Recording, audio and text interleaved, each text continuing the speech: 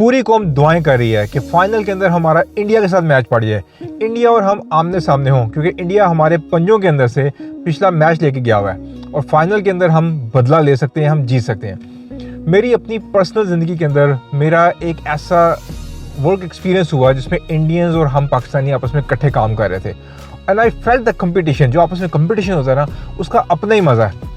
आज से तकरीबन 17 साल पहले मैं जब यूके आया तो I was looking for jobs, मैं जॉब ढूंढ रहा था। एक दोस्त ने मुझे कहा कि यार एक सेल्स की कंपनी है, आप इसमें जॉब कर सकते हैं। तो वो कंपनी क्या करती थी, वो कंपनी क्रेडिट कार्ड सेल करती थी, यानी लोगों को कहती थी कि आप साइन अप करो हमारे साथ। तो वो कंपनी मुख्तलिफ स्टेशन के ऊपर, शॉपिंग सेंटर्स के ऊपर अपने स्टॉल्स लगा देती थी और वहाँ पे पाकिस्तानी, इंडियन जो नए नए स्टूडेंट्स आए हुए थे ना, वो वहाँ पे खड़े होते थे और क्रेडिट कार्ड को बेचते थे। तो मुझे जब वो जॉब मिल गई तो मैं वहाँ पे गया और जब मैं वहाँ पहुँचा अपने स्टॉल के ऊपर, तो मैंने देखा कि ये स्टॉल्स या तो स्टेशन पे हैं या शॉपिंग सेंटर्स के अंदर हैं और लोग बड़ी तेज़ से जा रहे होते हैं। मसलन जो ट्रेन स्टेशन हैं उसमें हर मिनट के बाद ट्रेन आ रही है, हर 1 मिनट के बाद ट्रेन आती है।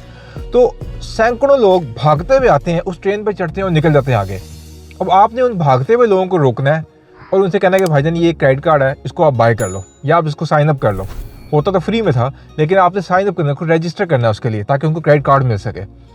अब ये इतना मुश्किल काम था कि लोगों के पास टाइम ही नहीं है, लोग खड़े नहीं होना चाह रहे। तो जब मैं आया तो मैंने देखा, मैंने कहा यार ये इंडियंस काम कर रहे हैं, पाकिस्तानी काम कर रहे हैं, वो इंडियंस किल कर रहे थे लिटरली। वो यानी कि 5 घंटे के अंदर 5 एप्लीकेशन साइन करते थे। टारगेट हमारा होता था 5 से 7 एप्लीकेशन। तो वो क्या करते थे, 5 एप्लीकेशन साइन करवाते थे, हर एप्लीकेशन का 40 पाउंड मिलता था। अब 40 पाउंड उस वक्त पाकिस्तानी रुपये का रेट था 112 के करीब, यानी तकरीबन 4-4.5 हज़ार रुपया एक साइन अप करने का। तो वो 5 साइन अप करवाते थे, 5 एप्लीकेशन जब उनके पास होती थी उसके बाद वो घर चले जाते थे। तो मैंने देखा कि वो 20-25 हज़ार रुपया वो लिटरली 4-5 घंटों में हर रोज़ कमाते हैं इंडियन स्टूडेंट्स और उसके बाद वो घर चले जाते हैं। उनकी कम्युनिकेशन भी अच्छी, वो झिझकते भी नहीं थे। हमारे पाकिस्तानी वो झिझकते भी थे, कम्युनिकेशन भी अच्छी नहीं। एक आधा लड़का अच्छा परफॉर्म कर रहा था, लेकिन ये कि वो 7 से 8 घंटे वहाँ पे खड़े रहते थे, मुश्किल से 3 से 4 एप्लीकेशन वो करते थे, उसके बाद वो चले जाते थे। तो जब मैं आया तो मैंने कहा यार ये इंडियंस ऐसा क्या कर रहे हैं। तो मुझे समझ आई कि यार उनकी कम्युनिकेशन बेहतर है, उनमें झिझक नहीं है, वो बोल्ड है, वो आगे जाके ज़रा चीज़ को सेल कर लेते हैं। पाकिस्तानी हमारी कम्युनिकेशन में थोड़े से पीछे थे और उनके लिए वो जो हिचकिचाहट थी वो सेल्स का बैकग्राउंड नहीं था, तो मेरा बैकग्राउंड सेल्स का था। तो मुझे 1 या 2 दिन लगे समझने में कि हो क्या रहा है। मैंने ऑब्जर्व किया कि ये कर क्या रहे हैं, कैसे ये इंडियन लड़के लड़कियाँ एकदम से सामने आके बंदा रोकते हैं, रोक के अपने स्टॉल तक लेके आते हैं, वो जो टेबल लगी हुई थी वहाँ पे लाके उनसे साइन अप करवाते हैं। तो मैंने कहा यार ये काम मैं भी नहीं कर सकता, मैं कैसे भागते हुए बंदे के सामने खड़ा हो जाऊँ। वो कोई बंदे तो बीच में मुक्का मार देते थे कि भाई साइड में हो। तो मैंने कहा ये काम तो मुझसे भी नहीं होगा। तो 2 दिन लगे मुझे समझने के लिए कि एग्जैक्टली हो क्या रहा है। कुछ चौथे दिन से आपका भाई 2 घंटों में 5 साइन अप करता था और घर चला जाता था। अब वो इंडियंस परेशान होने शुरू हो गए। अब मुझे पास लड़की आई, कहती आर यू फ्रॉम इंडिया। मैंने कहा नहीं, फ्रॉम पाकिस्तान। कहती यू लुक इंडियन। मैंने कहा अच्छा, हम सारे एक जैसे ही हैं इंडिया पाकिस्तान के।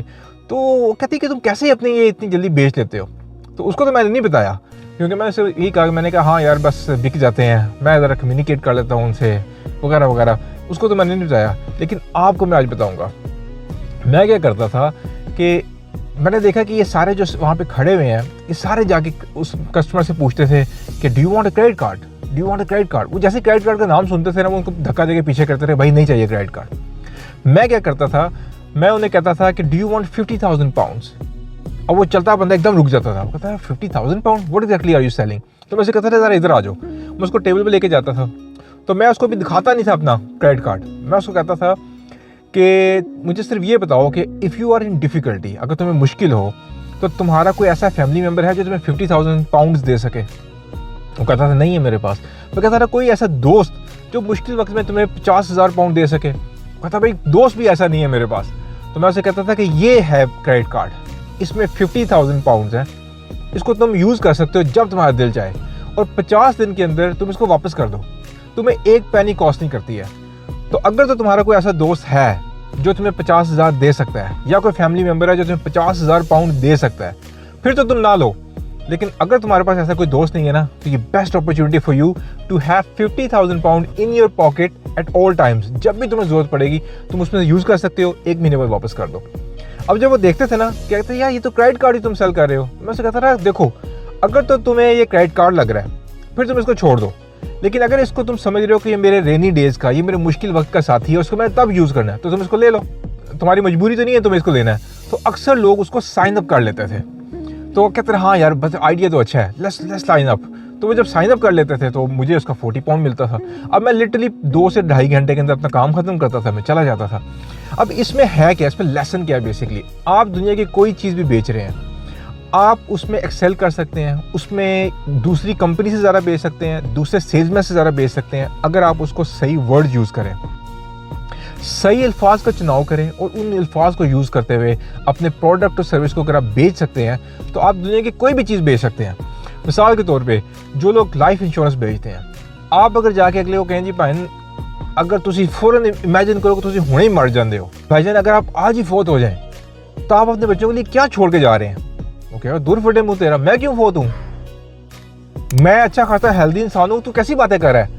या आप उसे कहें जी कि भाईजान अगर आप अभी घर जाने लगे हैं, अपनी गाड़ी में बैठे हो, गाड़ी को एक्सीडेंट हो जाए और आप इस दुनिया से चले जाएं तो आपके बच्चों के पास क्या रह जाएगा? कहा यार कुछ चंगी गल कर, तेरा मुंह नहीं चंगा, तू गल तो चंगी कर। तो अगर आप उसको गलत अल्फाज में बेचेंगे तो वो नहीं बिकेगा। इंस्टेड कि आप उसे कहेंगे यार आप मुझे ये बताइए कि आपने अपने बच्चों के फ्यूचर के लिए क्या प्लानिंग की हुई है, आप कैसे अपने एसेट्स को सेव कर रहे हैं, तो वो सोचने में पड़ जाएगा हाँ यार मैं एग्जैक्टली कैसे बेच रहा हूँ। आप उससे ये भी पूछ सकते हैं कि भैया आप ये बताइए, आपकी एज हो चुकी है अबाउट 50-55, आपने अपने बच्चों का फ्यूचर कैसे सिक्योर किया? आप उसे उसके मरने की बात ना करें, आप बच्चों के फ्यूचर की बात करें, आप देखेंगे कि आपको ज़्यादा रिस्पॉन्स मिलेगा। तो जो लेसन आपको मैं आज देना चाहता हूँ वो ये है कि आप जब भी किसी चीज़ को सेल करें तो अल्फाज का चुनाव बहुत अच्छा रखें, उसके बेनिफिट्स को डिस्कस करें और ऐसे अल्फाज में चीज़ को बेचें कि लेने वाला उसका पिक्चर कर सके कि मुझे फ़ायदा क्या आ रहा है इसके अंदर से। And then you can sell anything. आप जहाज भी बेच सकते हैं, आप सुई भी बेच सकते हैं, आप कुछ भी बेच सकते हैं।